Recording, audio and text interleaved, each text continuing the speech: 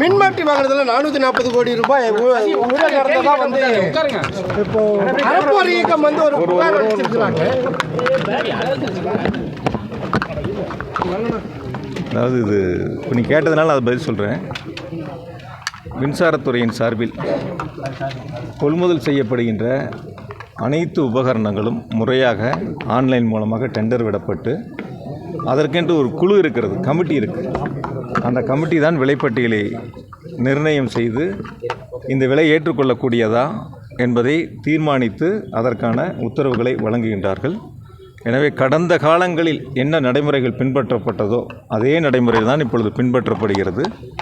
இதில் எந்த விதமான தலையீடுகளும் இல்லை, இருக்காது. ஏன்னா அப்படி தலையீடு இருக்க முடியாது. எல்லாமே ஆன்லைன் டெண்டர், முழுக்க ஆன்லைன் டெண்டர். நிறைய பேர் அதில் கலந்துக்கிறாங்க. யார் எல்லோன்னு கோட் பண்ணுறாங்களோ அவங்களுக்கான உத்தரவுகளை கொடுப்பதற்கு தான் அந்த கமிட்டி இருக்குது. அது உயர் அதிகாரிகள் கொண்ட கமிட்டி. அதனால் வந்து இதில் எந்த விதமான தவறுகளும் நடைபெறவில்லை. குறிப்பாக நீங்கள் இப்போ நீங்கள் சோசியல் மீடியாவாக இருக்கட்டும், சில வார பத்திரிகைகளாக இருக்கட்டும், அவங்களுக்கு செய்தி இல்லை.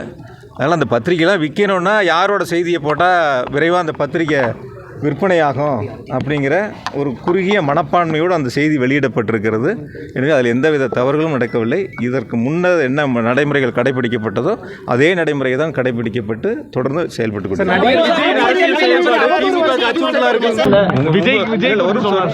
உங்களுக்கு என்னன்னு கேட்டிங்கன்னா, என்ன ஒரு வாக்கு வங்கி இருக்குன்னே தெரியாமல் இருக்கக்கூடிய சூழலில் வந்து நீங்களாவது செய்திகளை வந்து உங்களுக்கு ஒரு செய்தி வேணுங்கிறதுக்காக பொதுவாக சொல்கிறேன். நான் யாரையும் நான் குறைச்சி மதிப்பிடலை, யாரையும் வந்து நான் குறைவாக சொல்லலை.